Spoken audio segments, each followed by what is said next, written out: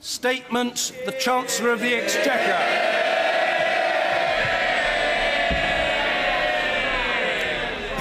Mr. Speaker, 4 years ago, in the first autumn statement of this Parliament, I presented the accounts of an economy in crisis. And today, in the last autumn statement of this Parliament, I present a forecast that shows the UK is the fastest growing of any major advanced economy in the world.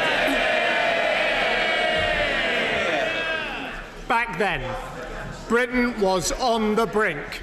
And today, against a difficult global backdrop, I can report higher growth, lower unemployment, falling inflation, and a deficit that is falling to, today, a deficit that is half what we inherited. Mr. Speaker, our long-term economic plan is working. And now Britain faces a choice. Do we squander the economic security we have gained, go back to the disastrous decisions on spending and borrowing and welfare that got us into this mess, or do we finish the job and go on building the secure economy that works for everyone? I say we stay the course, we stay on course to prosperity. Today, we do not shy away from the problems that remain unresolved in the British economy. While the deficit is falling, it remains too high. So the measures I announced today are not a net giveaway, but actually tighten the public finances a little. I could have eased up on our determination to deal with our debts. I have not. And while business investment is rising strongly, we know there is still much more to do on productivity. So today we boost our skills, our exports, our science, and our infrastructure. While employment is at a record high, we must never give up on the task of finding work for all young people. So today we move further towards full employment by supporting the businesses that create jobs and apprenticeships. For decades, our economy has been too unbalanced, so we do more now to build the northern powerhouse. And today we back aspiration, the aspiration to save, to work, and to own your own home. It is in stark contrast to those who would hit people's pensions and jobs and homes with higher taxes, and that is an approach we entirely reject. Instead, we support people who want to work hard and get on, and it's for their sakes that we resolve to stay on course to prosperity. Now, Mr. Speaker, I turn to the report from the Office for Budget Responsibility. And let me again thank Robert Choate and his team for their hard work and for restoring integrity and independence to our country's economic forecasts. Since the budget, new international statistical standards have changed the assessment of the British economy in recent years. We now know that, contrary to claims at the time, there was no recession in this Parliament, no double dip. Indeed, the only recession was the Great Recession under the last Labour government. We also know that the economy has grown faster than previously reported, up more than 8% over this Parliament. That's the third fastest of any major advanced economy since 2010. And we know too that growth has been more balanced. We were told that business investment had risen by 4% over this Parliament. In fact, it has risen by 27%. Now, that's what we know about the recent past. Let's turn to the future. The warning lights are flashing over the global economy. Japan is in recession. The Eurozone is stagnating. And the geopolitical risks are rising. So I can tell the House that the OBR have revised down their forecast for global growth this year and in every year. And they note that the slowdown is particularly acute in our main export markets, such as Europe, where growth is a full 1% lower this year than previously forecast. It makes it even more imperative that we connect British firms to the faster growing emerging economies of Africa, Asia and South America, And today I'm providing a £45 million package to do that and to provide new support to first-time exporters. As one of the most open trading economies in the world, with a large financial sector, Britain cannot be immune to the risks in the global economy. But nor are we powerless, provided we go on working through our plan to put our own house in order. And that brings me to today's forecast. In the budget, I reported that the OBR had revised up their forecast for growth this year. A year ago, we expected GDP to grow by 2.4%. In March, we expected 2.7%. Today, the British economy is forecast to grow by 3%. Over the last year, we have grown 2.5 times faster than Germany, over 3 times faster than the Eurozone, and over 7 times faster than France. And I think we can safely reject the advice of those in this House who told us on the steps of the Élysée Palace that we should be doing to Britain what has been done to France.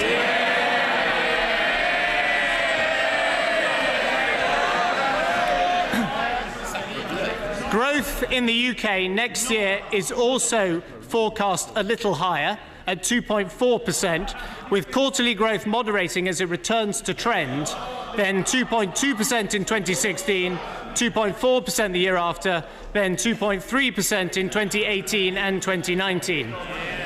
And the growth we are now seeing is more balanced. Manufacturing is growing faster than any other sector, and investment is set to be up 11% this year, growing faster in the UK than any other major advanced economy. This balanced growth is creating jobs too, with a record number in work. At the budget, the OBR expected that over the last year, employment would rise by 265,000. Today, I can tell the House that they doubled that number. Over the last year, 500,000 new jobs have been created. In March, they forecast that in the first 3 quarters of the year, the number claiming unemployment benefit would fall by 7%. Today, they say it actually fell by 23%. And the number of young people on long-term unemployment benefit has almost halved in the last year alone.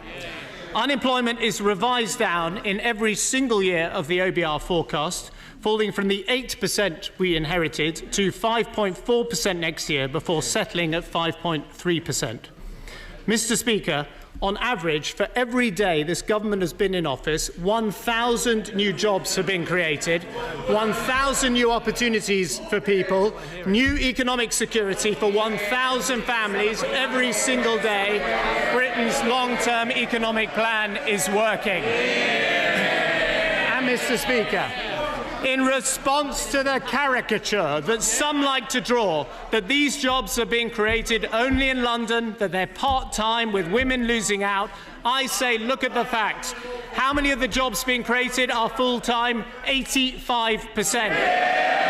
Where are the jobs being created fastest right now? In Scotland and in the north of England. And what's happening to the gender pay gap? It's just fallen to its lowest level in the entire history of this country. That is progressive politics in action. Mr. Speaker, regular earnings growth is now faster than inflation. For those in full-time work for over a year, earnings grew 4% over the last year. The compositional effect of many more people finding work, particularly young people, is weighing down on overall average earnings.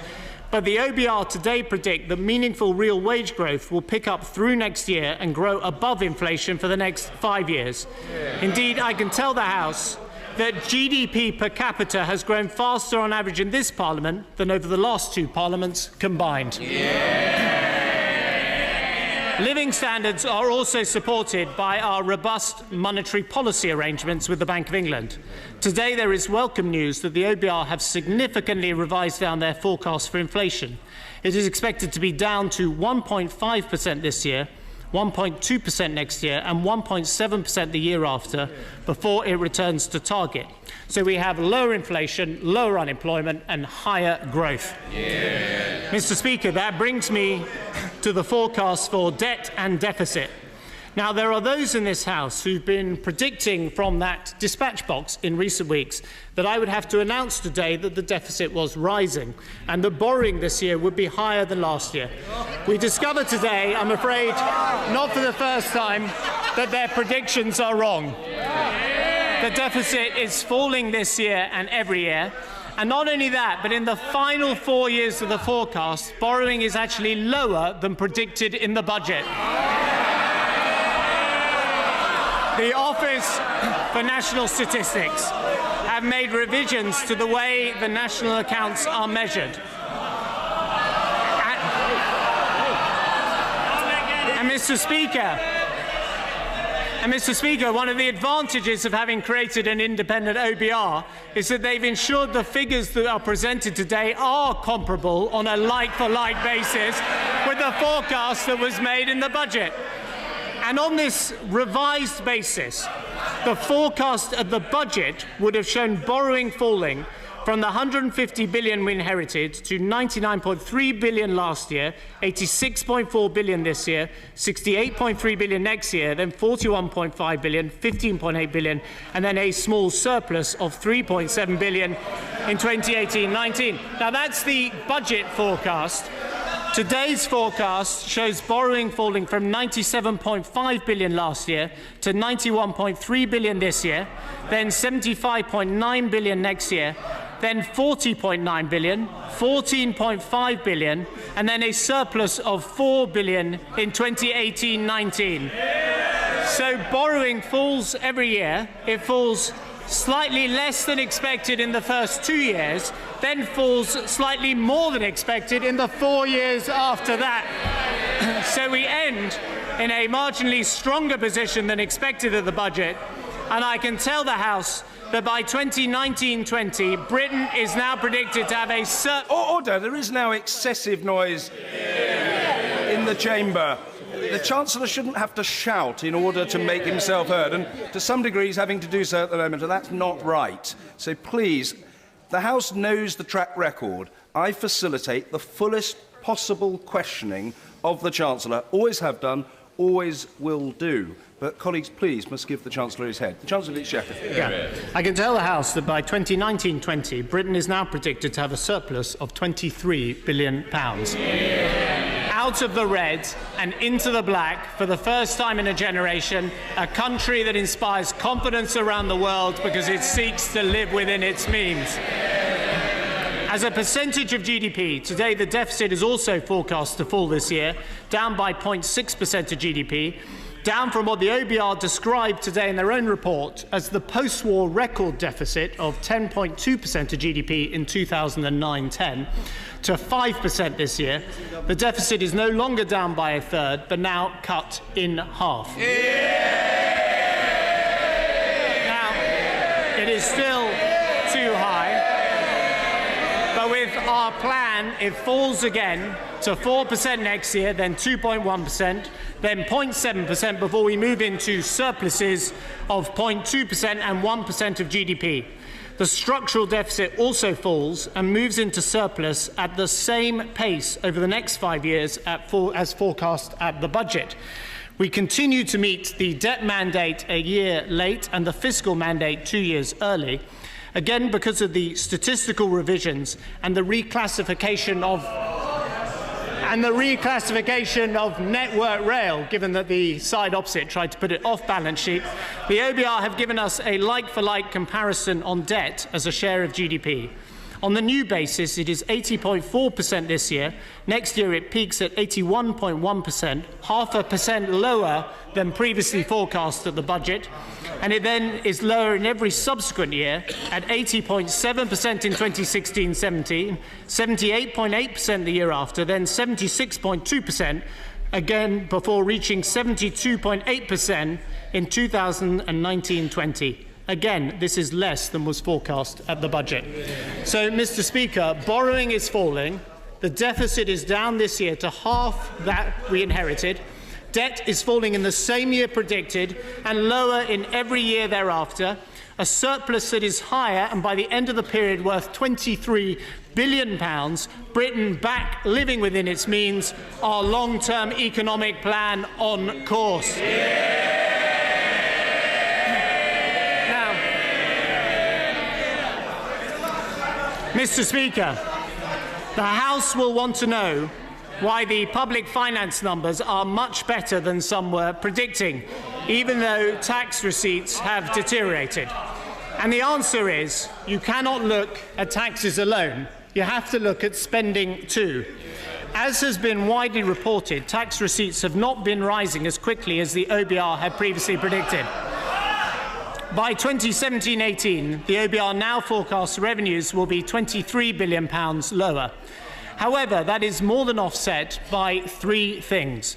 First, we're paying less in welfare and saving money on public service pensions because of lower inflation and more people in work. That saves £4 billion a year. Second, the revisions to our national accounts have slightly increased the measured rate of spending cuts in this Parliament. And we have a choice. We can either ease up or we can continue with our plans. Our policy of continuing the spending cuts in the first 2 full years of the next Parliament at the same pace as we achieved in this Parliament now produces £4 billion less spending. Third, and crucially, the interest we pay on our national debt is £16 billion lower in that year. That is, by a large margin, the biggest saving and demonstrates the value of our fiscal credibility around the world. Some have pointed to lower tax receipts and put forward policies for higher taxes. I prefer lower tax receipts offset by lower debt interest payments. And that is what we are seeing today. Now, Mr. Speaker, I do not hide from the House that in the coming years there are going to have to be very substantial savings in public spending. Next week we will publish a new Charter for Budget Responsibility that will reinforce our commitment to finish the job in the next Parliament, and we will ask the House to vote on it in the new year. No charter, valuable as it is, can be a substitute for the hard work of identifying real savings in the cost of government and then delivering them in practice. And that is what we've done in this Parliament, and that is what we'll have to do in the next.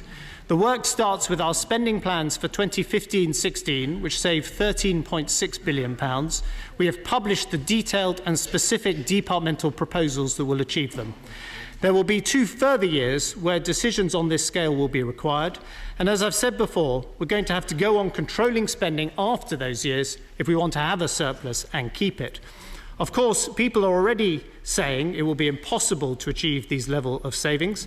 We heard exactly the same thing in 2010, often from exactly the same people. In fact, we've come in under budget every year of this Parliament. This year I can confirm that we will be spending £10 billion less than set out in our original spending plans. Now, there are those who say we should cut even faster and those who say we should cut more slowly, but we've got the pace right, as clearly demonstrated by the fact our economy is growing faster than almost any other. And because of careful management, we can afford to put part of that underspend money into our National Health Service to cope with the pressures it faces, £2 billion every year to the front line of the National Health Service. Not money that busts our plans, but extra money available because we have a plan. And instead of returning the foreign exchange fines paid by the banks back to the city, as under the previous government, we are using that windfall for a £1.2 billion investment in GP services across the UK. That is a down payment on the NHS's own plan, providing and proving definitively for anyone in any doubt that you cannot have a strong NHS without a strong economy. I can also tell the House today that we will help with the employment of carers who do so much by extending the £2,000 employment allowance to include them. We've shown in this Parliament that we can deliver spending reductions without damaging frontline public services if we're prepared to undertake reform. Crime is down. Satisfaction with local government services is up. Savings and reform, and we will do exactly the same again, continuing to reduce departmental spending in the first 2 years of the next Parliament would mean at least £15 billion off Whitehall budgets. Our control of public sector pay these past 4 years has delivered £12 billion of savings. By continuing to restrain public sector pay, we expect to deliver commensurate savings in the next Parliament until we have dealt with the deficit. Today, I confirm we are committing to complete the public service pension reforms proposed by Lord Hutton, bringing total savings of £1.3 billion a year. Administration costs in Whitehall are already down 40% over this Parliament. Today, my right honourable friend, the Minister for the Cabinet Office, is publishing a plan for a further £10 billion of efficiencies. And I'm also confident that in the next Parliament, we can continue to crack down on tax avoidance, evasion and aggressive tax planning. Doing so at the same rate as in this Parliament would raise at least another £5 billion. And today, I commit to deliver that. And then there's the new welfare cap we've introduced to control the 1/6 of public spending that was subject to absolutely no control at all. The OBR today report that the government is on track to meet the welfare cap commitment. Today, we undertake further steps to control benefit spending by freezing universal credit work allowances for a further year, cutting tax credits when overpayments are certain, and ending unemployment benefits for migrants with no prospect of work. Total welfare spending is now set to be £1 billion a year lower than forecast of the budget and will go on falling as a share of our GDP. And as I've made clear, I believe we need to freeze working age benefits for 2 years, saving billions more. Now, decisions to control public spending are never easy, but the impact on people's lives when economic stability is lost is far, far greater. And I've always believed we should be straight about what's required to restore stability and what's required to stay on course. Now, Mr. Speaker, our task is made easier by the deal we secured for this country when we got the European Union budget cut. Some people claim that our payments to the European Union would go up this year. Instead, I can confirm that the OBR's forecast today shows Britain net payments to the EU falling by around £1 billion for this year and the next year, and falling in real terms over the next 5 years. That is the dividend we receive thanks to a Prime Minister who fights hard for our national financial interests in Brussels. Mr. Speaker, another bill that has gone down is the cost of our overseas military operations. The end of our operations in Afghanistan allow us to save an additional £200 million this year from the Special Military Reserve. I join with the rest of the House in saluting the brave men and women of our armed services who for more than a decade have risked their lives for our security in Iraq and in Afghanistan. And of course, even as we speak, they are tackling the horrific Ebola virus in West Africa, a fight that reminds us all of the value of Britain's commitment to 0.7% in development aid. And today, I am extending our inheritance tax exemption to cover our aid workers who lose their lives in dealing with humanitarian emergencies. LIBOR fines will continue to support our military and emergency service charities with support for our armed services benevolent charities, the Gurkhas, and £10 million for veterans with hearing problems. We'll make sure the First World War continues to be properly commemorated. And this morning I announced we will repay our entire outstanding national debt incurred to fight the First World War. We will extend the Cathedral Renovation Fund to cover repairs to our country's churches. And thanks to the brilliant campaigns run by my honourable friends for Filton, Bristol North West and others, we will use the LIBOR money for new helicopters for the Great Western Air Ambulance and the Kent, Surrey and Sussex Air Ambulance too. And I will go further and refund VAT for our search and rescue and air ambulance organisations across the UK.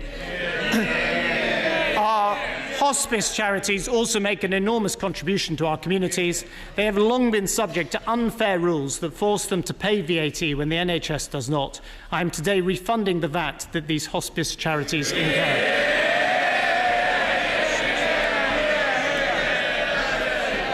Mr. Speaker, I turn now from those who have paid too much tax to some of those who have paid too little. First, we will make sure that big multinational businesses pay their fair share. Some of the largest companies in the world, including those in the tech sector, use elaborate structures to avoid paying taxes. Today, I'm introducing a 25% tax on profits generated by multinationals from economic activity here in the UK, which they then artificially shift out of the country. That's not fair to other British firms. It's not fair to the British people either. Today, we're putting a stop to it. My message is consistent and clear. Low taxes, but low taxes that will be paid. Britain has led the world on this agenda, and we do so again today. Mr. Speaker, this new diverted profits tax will raise over £1 billion over the next 5 years. Second, I'm taking action today to make sure that our banks pay their fair share too. Under the rules we inherited, banks can offset all their losses from the financial crisis against tax on profits for years to come. Some banks wouldn't be paying tax for 15 or 20 years. That's totally unacceptable. The banks got public support in the crisis, and they should now support the public in the recovery. I am today limiting the amount of profit in established banks that can be offset by losses carried forward to 50% and delaying relief on bad debts. Together, that means banks will contribute almost £4 billion more in tax over the next 5 years. We will also put in place internationally recognised measures on hybrids and reporting of tax by country. That's multinationals and banks paying their fair share. So should people aggressively trying to avoid their tax. That's the third step. I'm taking measures to prevent the disguising of fee income by investment managers, the avoidance of tax through special purpose share schemes, miscellaneous losses and payments of benefits in lieu of salary, the avoidance of stamp duty on takeovers, and unfair benefits for the transfer of some intangible assets on incorporation. These measures and others set out in the document raise £2.8 billion. We're also consulting on other measures, including the use of so-called umbrella companies to deprive people of basic employment rights, like the minimum wage, and as a result, avoid tax. Fourth, I want to preserve the non-dom status that makes our country attractive, but I want them to pay a fair contribution while having certainty about their future arrangements.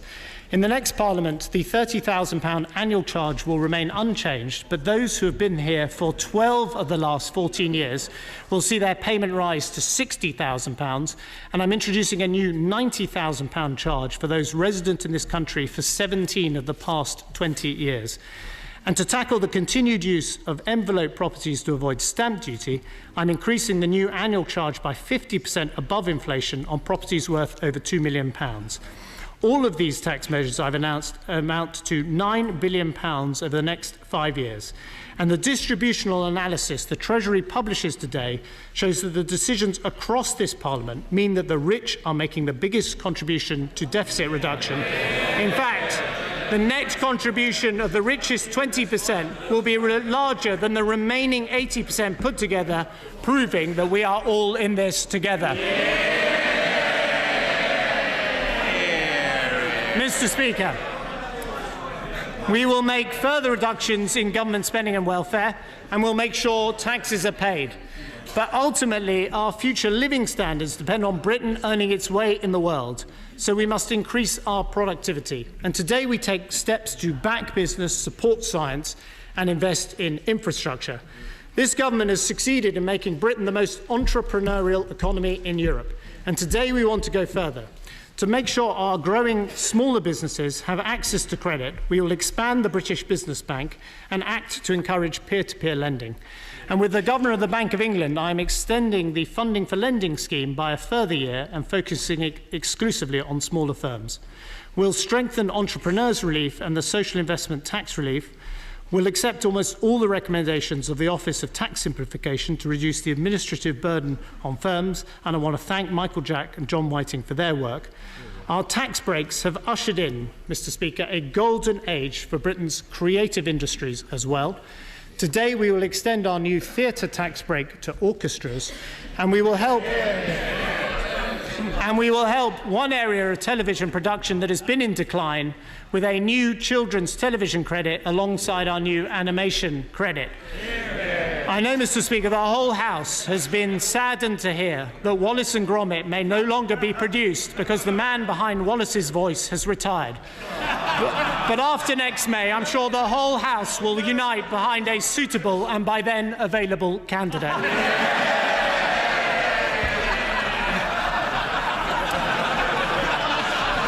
Mr. Speaker.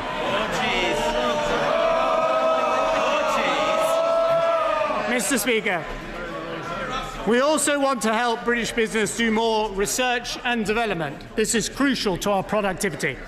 Today, I'm increasing the R&D tax credit for small and medium companies to 230% and the credit for larger firms to 11%. This government has repeatedly helped small business deal with the burden of business rates. We do so again today. We will double small business rate relief for yet another year. Now, the last government were going to close this, but it benefits 500,000 firms, means 1/3 of a million firms pay no rates, and we're going to continue to fund it. I will also continue to cap the inflation-linked increase in business rates at 2%, and I'm announcing a full review of the structure of business rates, and I urge business groups to engage with us on that. Last year, to help our high street shops, pubs and cafes, I introduced a new £1,000 discount on their rates. With the brilliant Small Business Saturday this weekend, I'm increasing that help for the high street by 50% to £1,500 next year. Mr. Speaker, the fall in the global oil price has meant a welcome boost to much of the British economy and to families. There is record investment this year in the North Sea, but the lower oil price clearly presents a challenge to this vital industry. My right honourable friend, the Chief Secretary, will set out our full proposals in Aberdeen tomorrow, but I can tell the House today that we will go ahead with an immediate reduction in the rate of the supplementary charge from 32% to 30%. We will expand the ring-fenced expenditure supplement from 6 to 10 years, and we're introducing with immediate effect a new cluster area allowance. And this demonstrates our commitment to the tens of thousands of jobs that depend on this great British industry. But despite falling fuel prices, let me make this absolutely clear. We've cut fuel duty and we will keep it frozen. Mr. Speaker, with my honourable friend for Harlow sitting right behind me, I wouldn't dare do anything else. And just as we demand that falls in oil prices should be passed on to people at the pumps, other fuel price surcharges should also come down. We're going to require airlines to list the charges separately from the taxes on tickets. But I also want to reduce the cost of those tickets for families directly. My right honourable friend for Altrincham and my honourable friend for Leicestershire North West and many others have asked me to help reduce air passenger duty for children on economy flights. So from the 1st of May next year, air passenger duty for children under 12 will be abolished. And I will go further than they asked. From the following year, we'll get rid of APD for children under 16 altogether. Now, Mr. Speaker, improving productivity for all businesses also demands a major investment in our nation's infrastructure. Because we've controlled our day-to-day spending, I can confirm that we'll invest more as a share of our GDP over this Parliament and the next than was achieved under the whole period of the last Labour government. This week, we've set out plans for the biggest road building programme for a generation. We've committed billions to our flood defences. And today I take forward the recommendation of my honourable friend for Waveney and expand tax relief on business investment in those flood defences too. It's all brought together in the National Infrastructure Plan that is now helping our country attract more investment from around the world than any other single country in Europe. Mr. Speaker, Britain is raising its ambition, and nowhere is that clearer than in our commitment to science. It is a personal priority of mine as Chancellor. Scientific advance is a human endeavour worthy of support in its own right, but it's also crucial to our economic future. When we came to office, the UK was ranked 14th in the Global Innovation Index. Today, we are ranked 2nd, but we aim to be the best. A year ago, I abolished the arbitrary cap on the total number of undergraduates at our universities. Today, I'm going to revolutionise the support for our postgraduate students too. Until now, there has been almost no financial support available, and the upfront costs of postgraduate degrees deter bright students from poorer backgrounds. So today, across all disciplines, we will make government-backed student loans of up to £10,000 available for the first time ever to all young people undertaking postgrad master's degrees. Mr. Speaker, the next step is the allocation of the £6 billion on the biggest ever sustained programme of investment in the research facilities of our scientific community. This includes money for major new scientific challenges, from the search for advanced materials to groundbreaking work on ageing to the exploration of the universe. The Rosetta mission to the comet captured the nation's imagination. I can tell the House that yesterday Britain was awarded the lead role in the next international effort to explore the planet of Mars. Mr. Speaker, we on this side of the House... Mr. Speaker, we on this side of the House have often gazed at the barren and desolate wastelands of the red planet. And we've long given up hope of finding intelligent life there.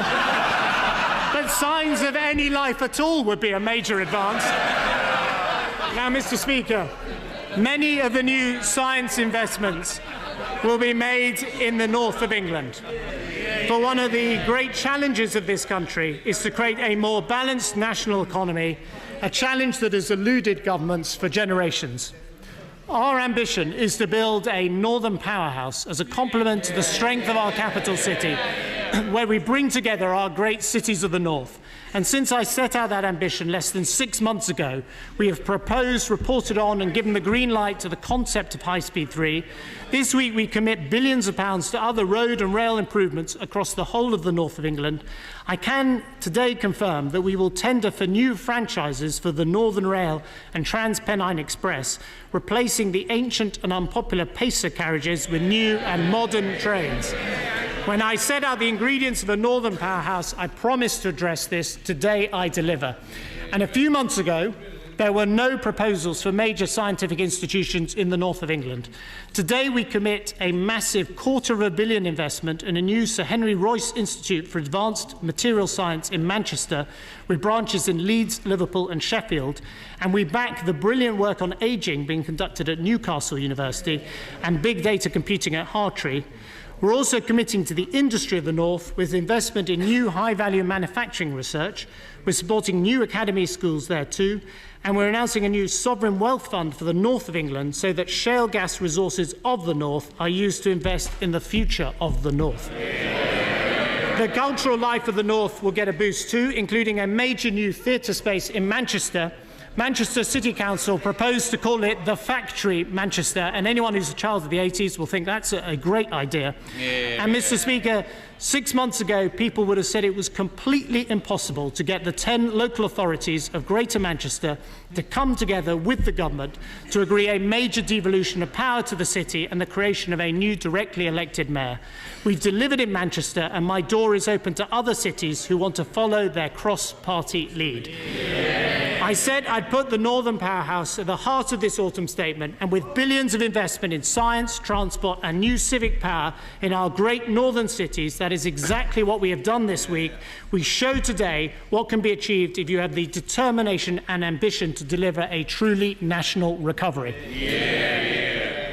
Mr. Speaker, we will also respect and fully implement the devolution settlements across the nations of our United Kingdom. Today I announced that we recognise the strongly held arguments for devolving corporation tax setting powers to Northern Ireland. The Treasury believes it can be implemented provided the Northern Ireland Executive can show that it is able to manage the financial implications. The current talks will see if that's the case, and if it is, the government will introduce legislation in this Parliament. In Wales, we are working towards a cross-party agreement on further powers for next March. I confirm today that we have reached agreement with the Welsh Government on the full devolution of business rates. This is a great opportunity to grow the Welsh economy. The Government last week supported the proposals of Lord Smith's Commission on Scotland. These will lead to the devolution of income tax rates and thresholds and other powers, and ensure the Scottish Government is responsible not just for spending money, but for raising the taxes to pay for it. We will publish the draft clauses in the new year. The sheer scale of devolution to Scotland now makes the case for English votes for English laws unanswerable.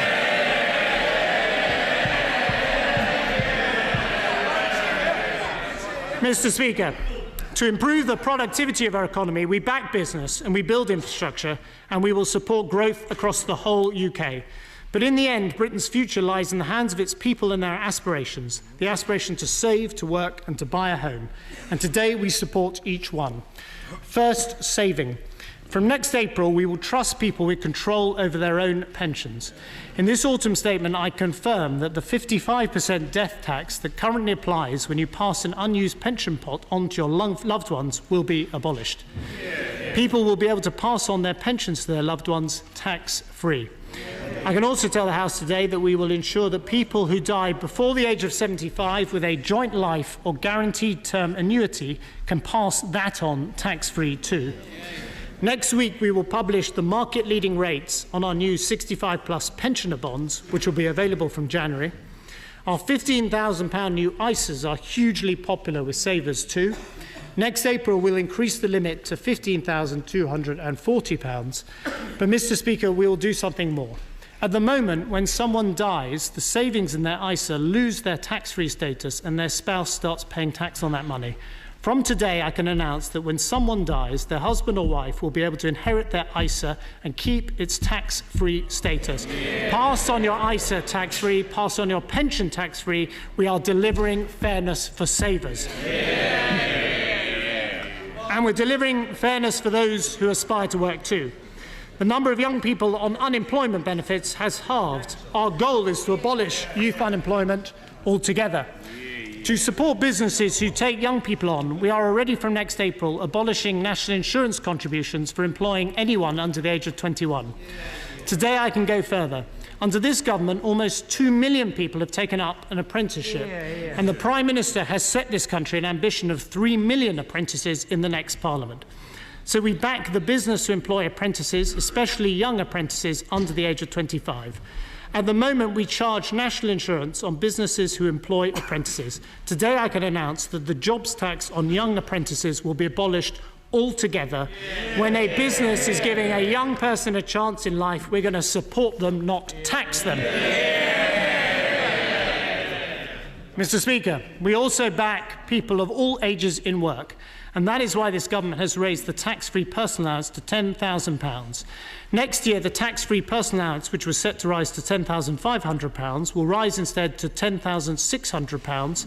So that's a total wage boost for working people of £825 a year. It means 3.5 million of the lowest paid will now be taken out of tax altogether, because we on this side of the House don't sneer at people who want to work hard and get on.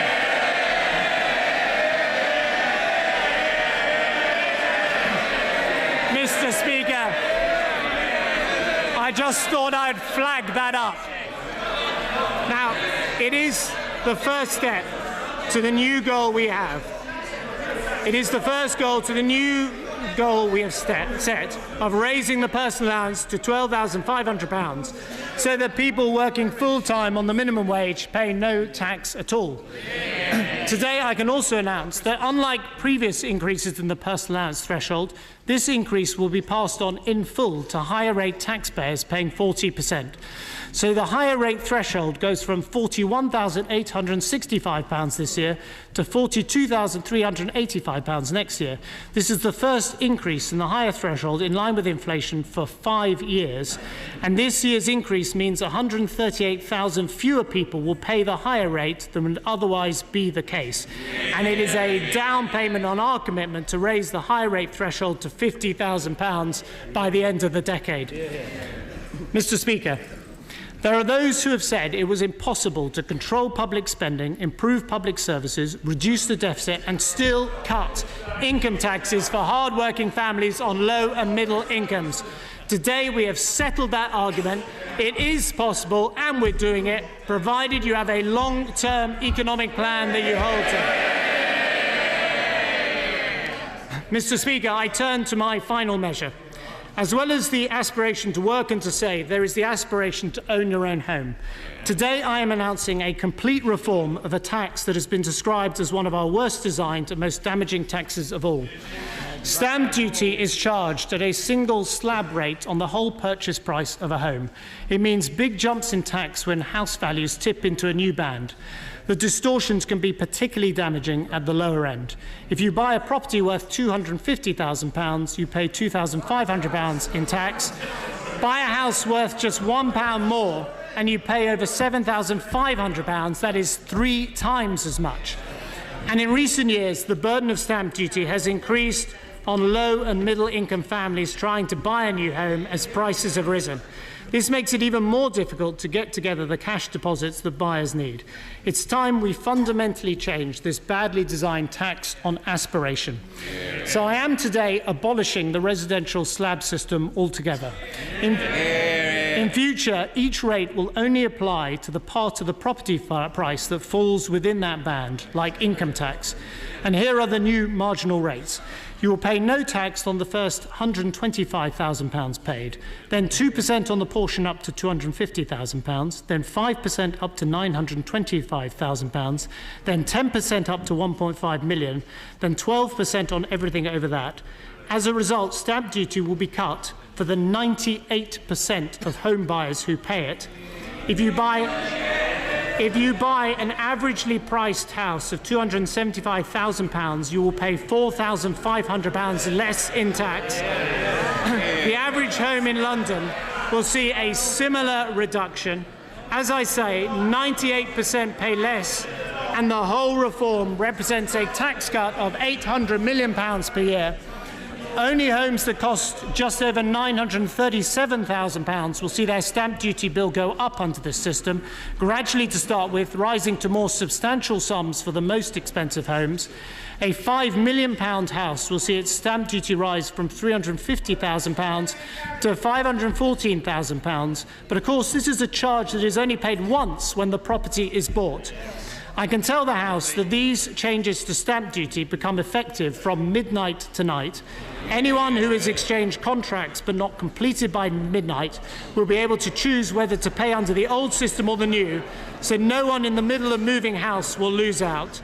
The changes will apply in Scotland until the Scottish Government's new regime comes into effect next April.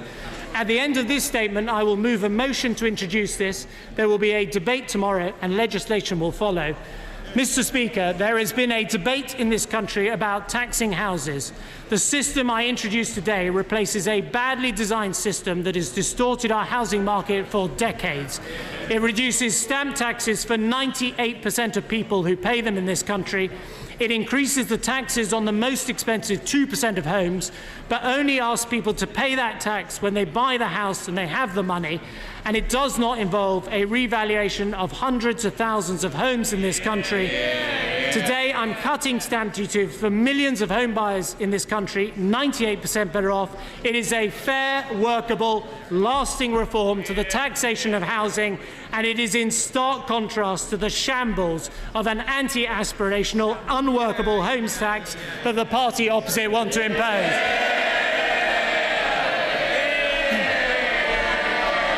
Mr. Speaker, 4.5 years ago, our economy was in crisis. People questioned whether Britain could remain among the front-rank economic nations of the world. But we set a course to restore stability, get on top of our debts, and show Britain was not going to be counted out.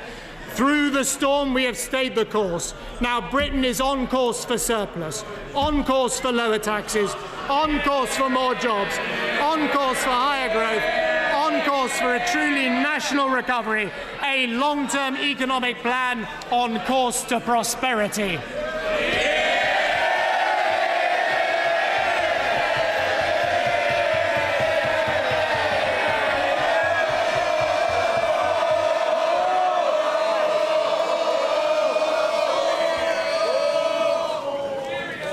Order. Order. Before I call the Shadow Chancellor, may I inform honourable and right honourable members that at the end of questions on his autumn statement, I shall call the Chancellor of the Exchequer to move a provisional collection of taxes resolution. Copies of the resolution are available in the vote office. I call the Shadow Chancellor, Mr. Ed Balls.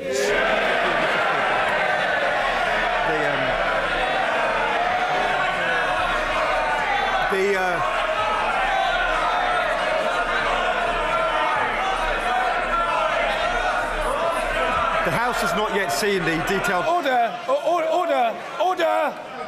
Order!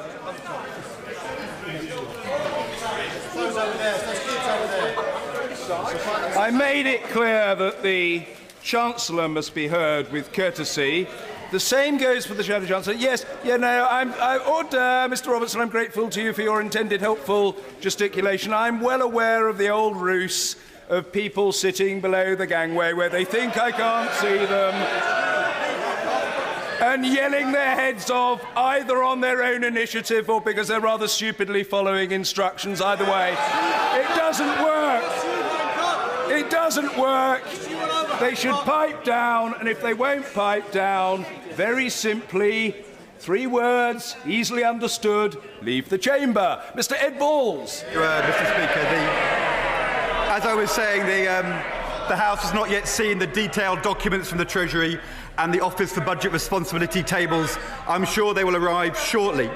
But I've listened carefully to the Chancellor's statement, and in order to establish the facts, I want to start by asking the Chancellor questions on issues that are vital to our country's future, on living standards and wages, on tax receipts and borrowing, on growth and immigration, and on taxation and the National Health Service. First, on living standards. Wages, I think these questions of living standards, wages and tax receipts are important. And I would advise honourable gentlemen to listen to the questions and then we'll hear the answers, Mr. Speaker. First, on living standards. Wages have not kept pace with prices for 52 of the last 53 months. Today's forecasts from the OBR confirm that wage growth is once again weaker than expected. Working people are now £1,600 a year worse off than they were in 2010. Someone in full-time work is now £2,000 a year worse off. Mr. Speaker, for working people, there is a cost of living crisis. And that squeeze on living standards is not only hitting family budgets, it's also led to a shortfall in tax revenues. The OBR confirms that stagnant wages and low-paid employment have hit revenues. This is what the OBR says. They say weaker than expected wage growth so far in 2014-15 is depressing PAYE and NICS receipts. So let me ask the Chancellor first of all, does he agree with the OBR's analysis? Can he tell us this year how much tax revenue has been lost because of stagnating wages and forced part-time employment? Mr. Speaker, the result of that shortfall in tax revenues is that once again, I believe the Chancellor has had to revise up his forecasts for government borrowing. The Chancellor has told the House today that the deficit for this fiscal year is now expected to be £91.3 billion. Order, Mr. Opperman. You're normally a well-behaved young boy. Try to be a good boy. If you can be a good boy, you can stay. If you can't restrain yourself, leave the chamber. Go and have a cup of tea, take a pill, whatever is necessary. Mr. Ed Balls. Mr. Speaker, I'm trying to establish the facts with the Chancellor on the deficit. The Chancellor has today told the House that the deficit for this fiscal year is now expected to be £91.3 billion. But he did not set out in detail how much worse things are since the budget. So in his answer, can he tell the House how much has borrowing this year been revised up compared to his budget forecast? Back in 2010, the Chancellor and the Prime Minister pledged to balance the budget by the end of this Parliament and see the national debt falling this year.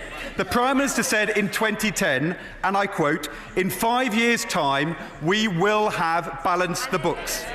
Today, the Chancellor has, I believe, announced the deficit next year is forecast to be £75.9 billion. Can the Chancellor confirm that number and the fact the national debt next year is forecast not to fall but to rise? And let me ask the Chancellor, because while he's clearly missed his targets, he didn't give us the scale of how much he's missed them.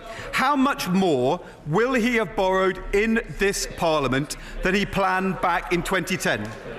Mr. Speaker, the reason why wages, incomes and borrowing have been hit so hard is because productivity growth has been so weak. But today the Chancellor has announced he's forecasting growth not to accelerate, but the Prime Minister's PPS will be interested to know that the Chancellor is forecasting growth next year to slow down. Now, I know the Chancellor wants to blame poor growth performance and poor productivity growth on the Eurozone. I share those concerns about the Eurozone. We do need a plan for stronger growth in Germany and across the continent. But the weakness of the Eurozone, Mr. Speaker, cannot explain why, despite the notable successes of a number of our companies, our export performance has been so poor and so much worse than other Eurozone countries. Since 2010, our export performance has not only been 16th in the G20, in the EU, it's actually been 22 out of 28 countries. 3/4 of EU countries have done better than us. Business investment, which has also lagged behind our competitors, actually fell in the last quarter. Bank lending to small businesses is falling. The number of apprenticeships for young people, is actually falling this year. House building under this government is at its lowest level since the 20s. And on infrastructure, for all the Chancellor's preheated re-announcements, barely a fifth of projects are in construction, and since 2010, infrastructure output is actually down over 11%. Mr. Speaker, on business rates, on the R&D tax credit, on APD, we welcome the action the Chancellor's taken. We will support what he's proposed. We will support what the Chancellor has proposed on air passenger duty. But let me ask the Chancellor. Order! There is far too much noise in the chamber. Mr. Omerman, I've told you 3 times. I don't want to have to tell you again. Be quiet and sit and listen, and if you don't wish to do so, get out. And the same goes, and I've been looking at him and listening to him, for the government's Deputy Chief Whip. And let me make it clear to the honourable gentleman, he ought to know better. Behave or get out, man. Ed Balls. We'll get him out next year, Mr. Speaker. I would like to ask the Chancellor about the air passenger duty proposal. We will support what he's proposed, but following the Smith Commission proposal to devolve air passenger duty to Scotland, will the Chancellor urgently lead work across government, working with the Scottish Government on a mechanism to ensure that English airports, particularly in the north of England, are not disadvantaged by that devolution? Let me also say on business rates, while the review is welcome, it won't report, I believe, until 2016. Why can't the Chancellor take immediate action now and adopt our plan to cut business rates for small companies? Why won't he increase the bank levy now and increase free childcare for working people? Why won't he properly capitalise the Business Investment Bank? Why won't he raise, as a proportion of earnings, the national minimum wage? And why won't he repeat the bank bonus tax and guarantee a compulsory job for all people? And I've got to say, on regional devolution, why won't he devolve full growth in business rates to all city and county regions to give them real control? We need a real plan for good jobs and more balanced growth, Mr. Speaker. And on the subject of growth, The figures the Chancellor announced actually reveal that growth has been revised down in 2016 from 2.6 to 2.2, down in 2017 from 2.6 to 2.4, down in 2018 from 2.7 to 2.3.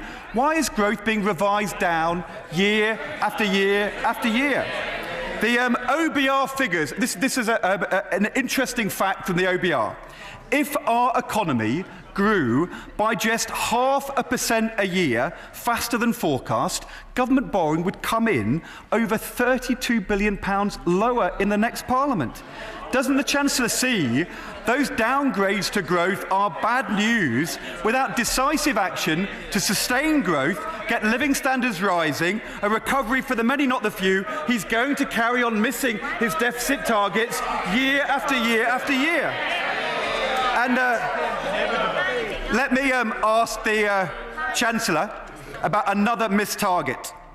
Over the past 12 months, net migration to the United Kingdom has been 260,000 more people. Can the Chancellor tell the House what is the OBR estimate for net migration? This will be an interesting question for many backbenchers on all sides. What is the OBR estimate for net migration over the next 12 months that underpins the growth and public finance forecasts? It seems highly unlikely it's going to be anywhere near the Prime Minister's forecast for the tens of thousands. Is it going to be over 100,000 next year? Over 150,000? Over 200,000? And this time, did the Chancellor remember to tell the Prime Minister what the facts were? Turning to spending and taxation. The Prime Minister claimed in the Times newspaper a month ago that 80% of the planned spending cuts have been made. The Institute for Fiscal Studies says it is less than 50%. Can the Chancellor clarify who's right and who's wrong? He claims in the next Parliament he can cut welfare spending by over £10 billion. But in this Parliament, spending on social security is now over £20 billion higher than he planned in 2010 because of what's happened to housing benefit in particular. He's now planning a £3 billion real-term cuts in tax credits that will hit 3 million working people on middle and lower incomes, and once again, he's hitting women harder than men, Mr. Speaker. I've got to say the Prime Minister rather let the cat out of the bag earlier when he referred to maso-sadism. As I understand it, maso-sadism is someone who enjoys having pain inflicted upon them and enjoys inflicting pain on other people. We know the Chancellor's views on the first, Mr. Speaker. It rather seems, from the way he smiled when he announced the tax credits cuts, he's rather enjoying the second as well, Mr. Speaker. How can it be fair to hit working people with a £3 billion cut to their tax credits when he spent £3 billion giving a tax cut to people earning over £150,000? How can that be fair? And I have to say, when families are paying £450 more in higher VAT, does he really think people are going to fall for the Prime Minister's latest promise of a £7 billion unfunded tax cut in the next Parliament, which even the Business Secretary has called a fantasy? 2 months on, the Chancellor gave us no details at all of where he's going to get the money from, not a single penny. Is he planning to pay for it with a further rise in VAT? He said at the weekend he's got no plans to raise VAT. That's what he said before the last election, and then he raised it after the general election, Mr. Speaker. He should stand up at this dispatch box today and promise he will not raise VAT again on families and pensioners. And on the National Health Service, we welcome his belated recognition there's a funding crisis. Everyone knows, other than the Prime Minister it seems, our health service is going backwards. A&E waiting times are going up, GP waiting times are going up, thanks to their £3 billion reckless reorganisation. The Chancellor announced £2 billion, which he said was every year. into the future, paid, it seems, by an underspend every year into the future. I've never heard of a prospective forecast of an underspend done in quite that way.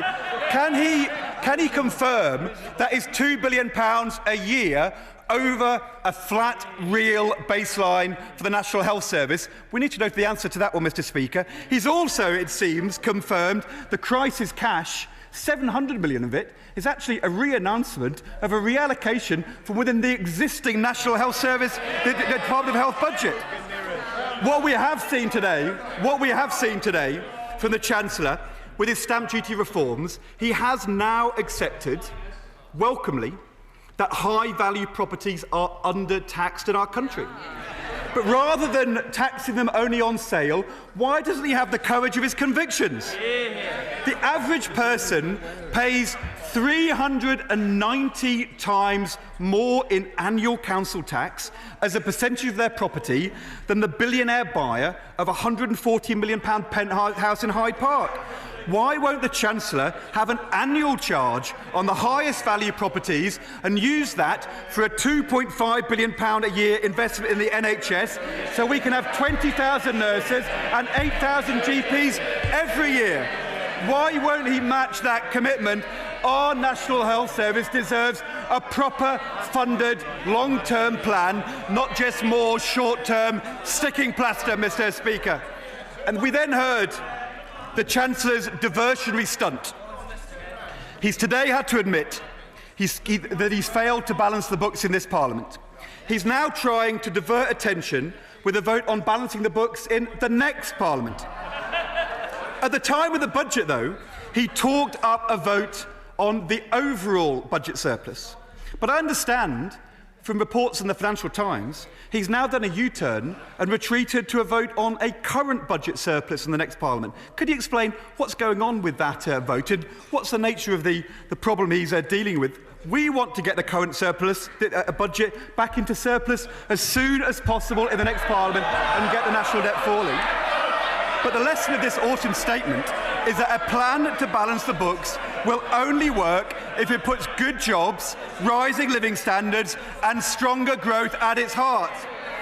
But I've got to say, Mr. Speaker, the Chancellor's diversionary tactics aren't going to work. Because since he sat down, I've now received the Office for Budget Responsibilities forecasts. And I understand on table 1.2 on page 15, they actually set out in detail how the latest forecast compares to the forecast at the time of the budget. And it gives us the numbers which the Chancellor failed to tell us in his autumn statement. So, Mr. Speaker, I will give the country and the House the numbers the Chancellor failed to give us. Compared to his budget target, is here on page 15, table 1.2. Compared to his budget target, borrowing this year has not gone down. It's been revised up by £4.9 billion. They've revised up borrowing by £4.9 billion. Next year, it is being revised up by £7.6 billion. Over 2 years, he's revised up borrowing by £12.5 billion. And you know what, Mr. Speaker? The answer to my other question, which I didn't have when I started, this means the Chancellor will have borrowed in this Parliament £219 billion more than he planned in 2010. 219. It's all here in black and white, hard evidence from the Office of Budget Responsibility. The Chancellor's borrowing targets are all in tatters. We all know he's changed the way he styles his hair, but he can't brush away the facts, Mr. Speaker. People are worse off, and the fact is he has failed to balance the books in this Parliament. Got to say, for all his strutting, for all his preening, for all his claims to have fixed the economy, he promised to make people better off. Working people are worse off. He promised we were all in this together, then he cut taxes for millionaires. He promised to balance the books in this Parliament, and that commitment is now in tatters. Every target missed, every test failed, every promise broken. We need a recovery for the many, not just a few. We need to balance the books in a fair way. We need a long-term plan to save our NHS. That is the autumn statement we needed. It will take a Labour government to deliver it. Chancellor of the Exchequer. Well, Mr. Speaker, with that performance, we see why he's totally unfit in 6 months' time to be put in charge of the nation's finances. And we got an object lesson in how not to plan your autumn statement reply before you've actually heard the autumn statement. This is what he expected to hear, and we know it because he went around the TV studios these last few weeks predicting it. He said the deficit would go up this year. He said it last month, he said it last week, he said it on Sunday. I've got his quote here. The Chancellor is going to have to make an autumn statement where he's going to have to say the economy is weakening and the deficit is getting larger. I've just announced independent forecasts that show the economy is stronger and the deficit is falling and the debt is lower in every future year, and he got it completely wrong. And it is hardly surprising that his party has such low economic credibility when the Shadow Chancellor repeatedly makes predictions about the British economy that turn out to be completely wrong. No more boom and bust, he said. Wrong. A double-dip recession he predicted. Completely wrong. He spent the last 3 months betting the entire credibility of the Labour Party's response to the autumn statement on the prediction of a massive deterioration in the public finances and the deficit going up, and he's got it completely wrong as well. And people say, Mr. Speaker, there's a split in the leadership of the Labour Party. They are quite right. It's between people who get the deficit figures completely wrong and people who forget about the deficit altogether. So they've got no economic credibility, and they've got policies which show they're simply not up to the job. He mentioned his homes tax. We still don't know, by the way, what the Labour Party's view is on the stamp duty reforms. I guess we will find out in the next few days, just as we haven't got a clue what their views are on the postgraduate changes we've announced, the infrastructure investments we've announced, or anything like that. He talked about his homes tax. This is what the Labour Party thinks about his homes tax. The chair of the Public Accounts Committee says, I don't think it's the most sensible idea in the world. The former housing minister, the member for Greenwich, says the problem with it is it hits the cash poor. The member for Tottenham says it's a tax on London. And the right honourable member for Dulwich says, let's stop calling it a mansion tax. These are family homes. One of Labour's council group leaders summed it up best when they said it's completely bonkers. That's the housing policy, to put taxes on housing. He talks about our tax today and asks about our tax cut on apprentices. His jobs tax policy is to increase national insurance. He talks about pensions.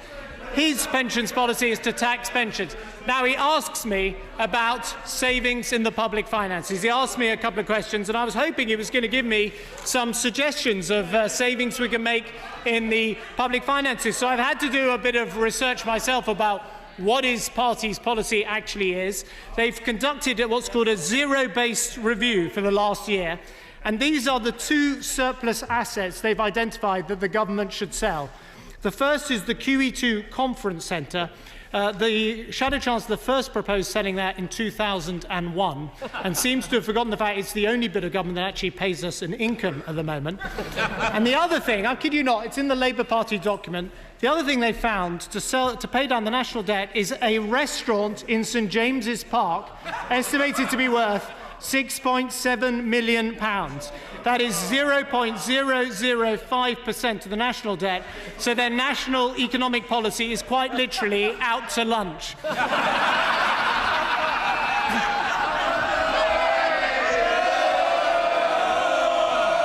And that is the problem, as we've seen in this reply. He has absolutely no answers to the economic challenges that Britain faces. He has no credibility, no workable policies, because they've got no plan We're 5 months away from a general election in which people will have to choose their government.